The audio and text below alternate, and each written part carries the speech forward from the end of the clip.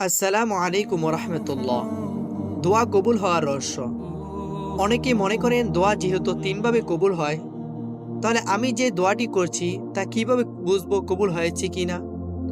আজকের এই ভিডিওতে ইনশাল্লাহ আমরা এই বিষয়ে বিস্তারিত আলোচনা করব।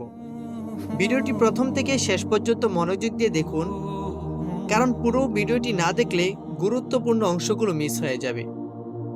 দোয়া তিনভাবে কবুল হয়। ১ নাম্বার, আপনি আল্লাহর কাছে যে জিনিসটি চান তার সরাসরি আপনাকে দিয়ে দেন।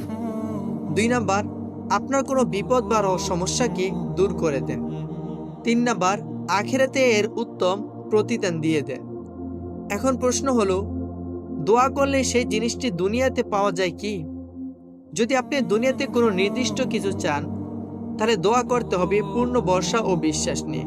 মনে রাখতে হবে, আল্লাহ তাআলা যা করেন আপনার জন্য তাই কল্যাণকর। কেন দোয়া করি?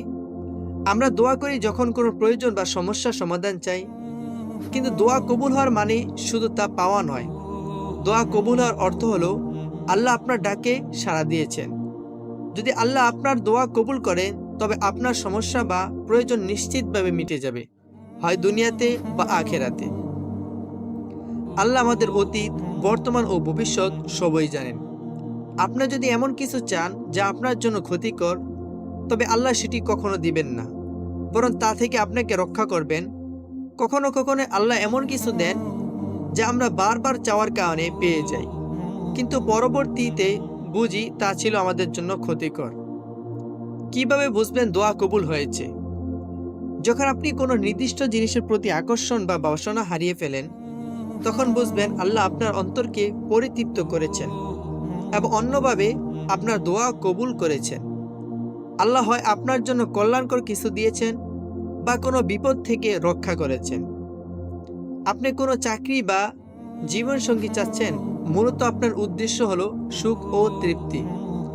আল্লাহ যদি সেই চাকরি বা জীবনসঙ্গী না দিয়ে অন্য উপায়ে আপনার সুখ নিশ্চিত করেন, তবে তাই আপনার জন্য কল্যাণকর। আল্লাহ আমাদের ভালোবাসেন। আল্লাহ কখনো আমাদের ক্ষতি চান না। আপনার জন্য যা কল্যাণকর আল্লাহ সেটাই আপনাকে দেবেন। তবে আপনি যদি নিজে পরিবর্তন না চান, আল্লাহ তা জোর করে করবেন না। দোয়া একটি রহস্যময় জিনিস। আপনার কাজ হলো আল্লাহর কাছে খালিস অন্তরে দোয়া করা, আল্লাহর উপর পূর্ণ বিশ্বাস রাখা এবং ধৈর্য রাখা। আল্লাহ যা করবেন তাই আপনার জন্য শ্রেষ্ঠ। আশা করি এই ভিডিও থেকে দোয়া কবুল হওয়ার বিষয়ে পরিষ্কার ধারণা পেয়েছেন। দোয়া করার সময় আল্লাহর প্রতি বিশ্বাস ও ভরসা রাখুন। আল্লাহ তাআলা আপনাদের সব দোয়া কবুল করবেন। আসসালামু আলাইকুম ওয়া রাহমাতুল্লাহি ওয়া বারাকাতুহু।